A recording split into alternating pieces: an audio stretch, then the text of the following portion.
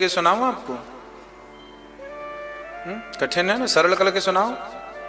चलो सरल करके सुनाते हैं। एक व्यक्ति बहुत धनवान था। अभी उसका वक्त है, परंतु वो इतना धनवान था कि गरीबों के लिए उसके पास वक्त नहीं था, दान पुण्य के लिए उसके पास वक्त, किसी के आंसू देखने के लिए उसके पास वक्त था तो वक्त नहीं है। और वही व्यक्ति समय ऐसी करवट लिया कि वही व्यक्ति अब बिल्कुल रोड में आ गया। शाम की रोटी का भी जुगाड़ नहीं था। अब उसके पास वक्त ही वक्त है, पर उसका वक्त नहीं, उसका वक्त चला गया। अब तो वक्त है, पर अब उसका वक्त जो था वो, हाँ, इसलिए जब भगवान तुम्हें कुछ धन दौलत से संपन्न बनाए तो दोनों हाथ सेवा के लिए खड़े कर देना। पता नहीं कल को ये वक्त रहे ना रहे। अच्छे वक्त में अच्छा काम जो आप कर लेते हैं, वही अच्छा काम बुरे वक्त में आपका साथ देता है ना। जब समय अच्छा हो तो दान पुण्य कर लेना चाहिए। जब पैसा भगवान दे तो थोड़ा सा पैसा बचा के भी रखना चाहिए आपके कल के लिए, है ना। क्योंकि हमारे बड़े बुजुर्ग कह गए हैं कि विद्या कंठ की काम देती है। हमारे पास लिखा तो बहुत कुछ है, पर कंठ में कुछ नहीं, याद कुछ नहीं है। तो लिखा तो हमारे वेदों में भी बहुत कुछ है, पुराणों में लिखा तो बहुत पड़ा है, पर क्या काम देगा? एग्जाम देने बैठोगे तो वही काम देगा जो तुम्हारे कंठ में, जो तुम्हारी विद्या पुस्तक में है, वो काम देने वाली। बड़े बुजुर्ग कह गए हैं विद्या कंठ की और पैसा गंठ का। गंठ का मतलब गांठ का, पास का। हमारे पास 1 लाख रुपया है, परंतु हमारे जेब में तो 1 भी रुपए नहीं है, घर पे रखे हैं। और यहाँ जरूरत, भैया हमें भूख लगी है बहुत ज्यादा, होटल वाले ने कहा भाई 50 रुपए की थाली है। अरे हमारे घर पे 1 लाख रुपए रखे हैं। होटल वाले कहेंगे कि भाई रखे हैं तो रखे, हमारे को दो 50 रुपए। अब हमारे पास 50 नहीं है तो वही लो।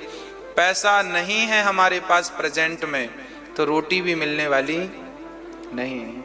इसलिए 2 चीजें याद रखना, विद्वान बनना तो पुस्तकों के बल पे मत बन जाना। वो सारी चीजें प्रैक्टिकली आपके कंठ में होनी चाहिए। विद्या रट्टू तोते की तरह याद ना कर लेना, CO2 याद कर लिया। प्रैक्टिकली हो, वो चीजें यहां हो गले में, कंठ में। किसी ने बोला साल भर बात, तो फट से बता दो। 2 और 2 4 पुस्तक में लिखा है, 2 + 2 4 है, 2 फिर 3 4। ऐसा नहीं, याद हो, वो अभ्यास में हो। और विद्या कंठ की, पैसा गंठ का। 2 पैसे बचाते भी चलना। तुम 100 रुपए कमाओ तो 100 रुपए से 10 रुपए बिल्कुल भूल जाओ उसको के रखे हैं। जब भगवान ना करे कभी मुसीबत आए, कभी समय बिगड़े, तब के लिए वो पैसा रहे। कल को बेटी का विवाह करना हो, किससे मांगने जाओगे? अभी से बचाना शुरू करो पैसे। कहाँ जाओगे? 2 पैसे बचाने का अभ्यास अभी से करा करो। पैसे बचाते हो कि नहीं आप लोग? कई लोगों की आदत होती है पैसे आए तो उड़ा देते हैं। आया बस उड़ा दिया, खत्म कर दिया। अरे पागल हैं ये लोग। यही लोग परेशान हैं और यही लोग रोते हैं। शास्त्र कभी ऐसा नहीं कहते कि पूरा पैसा उड़ाओ। जितना पैसा, माताओं आपसे भी बोल रहा हूं, आप लोग ना ज्यादा पैसे खर्च ना किया करो।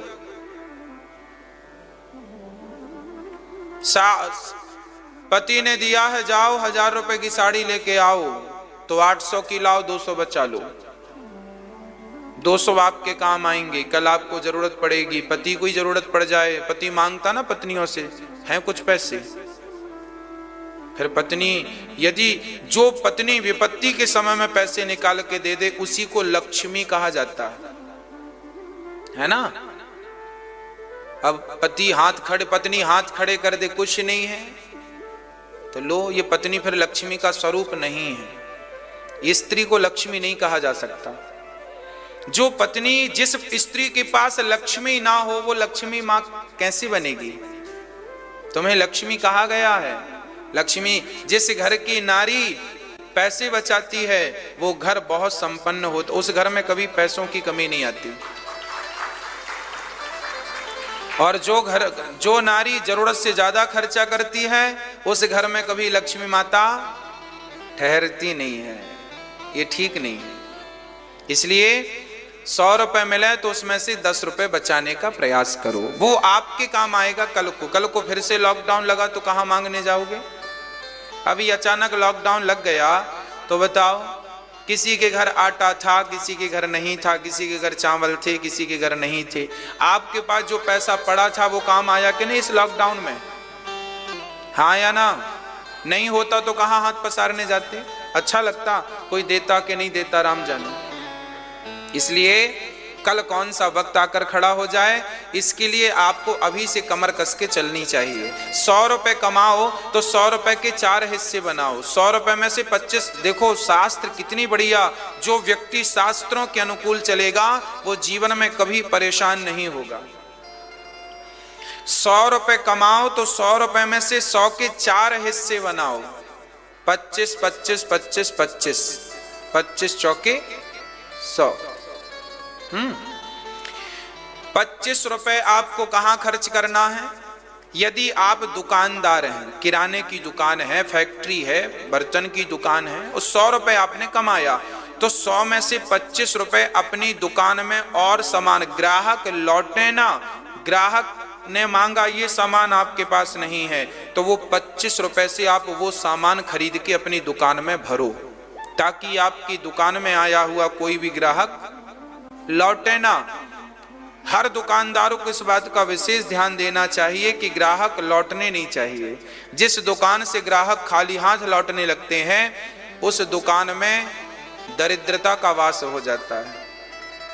भले वो कितनी फ्रंट लोकेशन की दुकान क्यों ना हो, ग्राहक लौटा, आपने व्यवहार से लौटा दिया या अभाव से लौटा दिया, बस फिर लक्ष्मी मां रूठ जाती है। इसलिए 100 रुपए में से 25 रुपए अपनी दुकान में वह सब्जेक्ट के लिए, आपका जो फील्ड है, बर्तन की दुकान है तो बर्तन से रिलेटिव सारी चीजें, दवाइयों की दुकान है दवाइयां सारी हों, लगभग कोई ग्राहक भले कम मात्रा में हो पर वस्तु होनी चाहिए। चलिए समझदार हैं आप, समझते चलिए।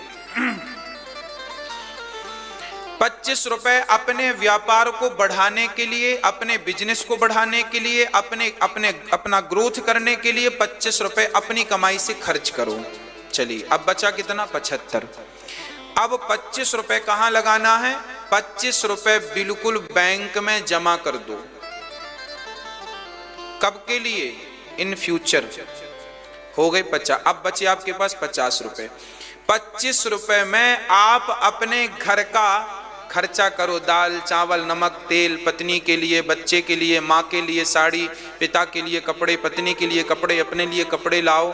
हाँ, और ये 25 रुपए अपने जरूरत से खर्चा करो। डीजल पेट्रोल है, गैस है, चूल्हे का सब कितना गृहस्थी में लगता है, दूध का बिल है, फलाना बिल है, इसके पैसे सब चुकाओ, बीमा कराया है वो सब चुकाओ। 25 रुपए यहां खर्च करो। अब बचा कितना? 25 रुपए बचा। उस 25 के 2 हिस्से करो। कितने हिस्से? 25 के 2 हिस्से करेंगे तो 12.5 हो जाएगा। 12.5। वैसे नियम तो यह है कि वो 25 रुपए जो बचे हैं उसका आप परमार्थ करो, दान और पुण्य करो। क्या करो? दान पुण्य करो। वो 25 रुपए से आप जरूरतमंदों की जरूरतें पूरी करो, सेवाएं करो। पर मैं कहता हूं 2 हिस्सा कर लो, 12.5 के। तो क्या होगा? 12.5 रुपए तो बिल्कुल दान के लिए निकालो 100 रुपए में से, और जो 12.5 रुपए बचा है वो आपके अड़ोसी पड़ोसी रिश्तेदार नातेदार उनके लिए बचा के रखो। कल पड़ोसी कहे कि भैया जी हमारी बिटिया का विवाह है, जरा 10,000 की जरूरत है। देखो पड़ोसी पड़ोसी के काम आता है। और जब आप कमाने लग जाते हैं ना तो लोग आपसे अपेक्षाएं भी रखते हैं, उम्मीदें भी रखते हैं, भाई हमारा व्यक्ति कमाता है, मांगेंगे तो दे देगा, पर देना भी उनको जो वापस कर दें। एक बार 1500 रुपए दे के देख लेना। भाई कई लोग ऐसे खा के भाग जाने वाले बहुत होते हैं। हाँ, तो जो लोग ईमानदार हैं, यदि उनको जरूरत है तो पड़ोसी धर्म भी ये निभाना चाहिए कि आप उसकी जरूरत पूरी कर, बिना कर्जा लिए, ब्याज लिए। क्या होता है ना, आज के जमाने में लोग ब्याज ले लेते हैं, 5000 रुपए देंगे तो 4% ब्याज ले लेते हैं, 5% ब्याज ले लेते हैं। कई लोग मैंने सुना 10% ब्याज लेते हैं। ब्याज का पैसा कभी आपको सुख नहीं देगा, लिख कर रख लो स्टाम्प पेपर में। ब्याज का पैसा कभी आपको सुकून नहीं देगा। आप करोड़ कमा लो, हमें फर्क नहीं पड़ता, 1 करोड़ कमा लो ब्याज से, पर वो तुम्हें ना शांति से सोने भी नहीं देगा। देखिए, हेल्प करिए, मदद कीजिए। आप मेरे से 5,000 रुपए मांगेंगे, महाराज जी बेटी का विवाह है, मैं महीने भर बाद लौटा दूंगा, सहर्ष मैं दूंगा, लो भाई 5,000 रुपए लो। पर चलो आपने 1 महीना कहा, मैं 1.5 महीने के लिए देता हूं, 1.5 महीने बाद आप चुका दीजिए, बात खत्म। तो 5 का 5 ही वापस लो, ये पुण्य हो जाएगा। और ब्याज लिया आपने 5 का 5.5 लिया, तो ये फिर वो 500 रुपए फिर पचने वाले नहीं है। वो तुम्हारे बच्चों के संस्कार भी बिगाड़ेगा। वो 500 रुपए जो घर में गलत पैसा, याद रखना मेरी माँ, गलत ढंग का पैसा आपकी देहरी के भीतर नहीं आना चाहिए। वो आ जाएगा तो आप सबकी नींदें हराम कर देगा, भले वो 50 रुपए ही क्यों ना हो। ईमानदारी से कमाइए, मेहनत से कमाइए, और जो कमाइए उसके 4 भाग बनाइए। मैंने 4 हिस्से कर दिए, बात समझ। कम से कम 2 गिलास पियो पानी। जरा रात को तांबे के बर्तन में, ताम्र पात्र में पानी भर दो। तांबा जानते ना, लोटा होता हमारे यहाँ तांबे का, उसको साफ करके रात को उसमें बढ़िया शुद्ध जल छान करके भर दो और उसे ढक दो, रात भर उसे उसमें रहने दो। सुबह वही पानी या तो आप थोड़ा उसे गुनगुना कर लें, नहीं तो वैसे ही पी लें। सुबह गुनगुना करके पिएंगे तो बहुत बेस्ट रहेगा। वो पानी, तांबे का जो पानी आप पिएंगे वो बुद्धि बहुत बढ़िया करेगा, खासकर बच्चों को पिलाना चाहिए। जितना पानी आप सवेरे बच्चों को पिलाएंगे तांबे के बर्तन का, बच्चे उतने ही बुद्धिमान बनेंगे, है ना।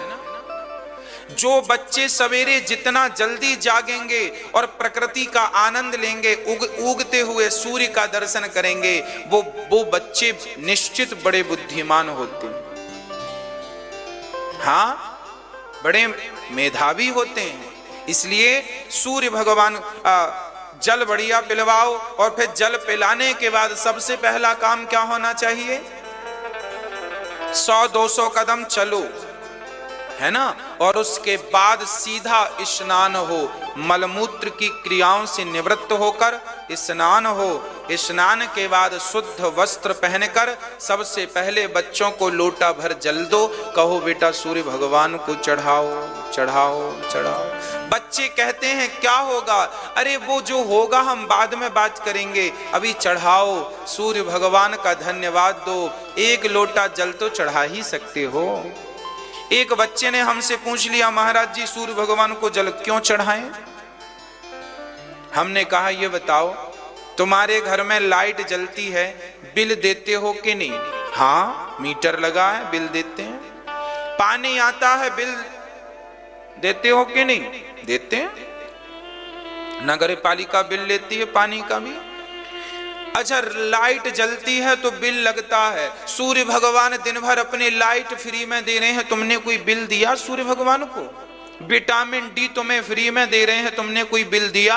अरे भाई, बिल नहीं दे सकते तो लोटा भर जल चढ़ा के धन्यवाद तो दे दो प्रभु। ये धन्यवाद है, ये कृतज्ञता है उस ईश्वर की। क्या है ये? कृतज्ञता है ये। और आजकल लोग कृतघ्नी हो गए हैं, विटामिन डी भी ले रहे हैं, सूर्य का प्रकाश भी ले रहे हैं, और उन्हें प्रणाम भी नहीं करते। वाह, तुम कैसे, तुम जिस पत्तल में खा रहे हो उसी में छेद कर रहे हो। अरे तुमसे अच्छे तो कुत्ते होते हैं, एक रोटी खा के रात भर रखवाली करके चौकीदारी करके रोटी का हिसाब चुकाते हैं, और तुम सूर्य भगवान से प्रकाश लेके धन्यवाद भी नहीं दे रहे हो। यार कैसे व्यक्ति हो तुम। अगले जन्म में भगवान कुत्ता भी नहीं बनाएगा, उससे भी नीचा जो पैमाना है वो तुम्हें प्रदान होगा। अरे ईश्वर का धन्यवाद है ये। सूर्य भगवान को जल चढ़ाना उनका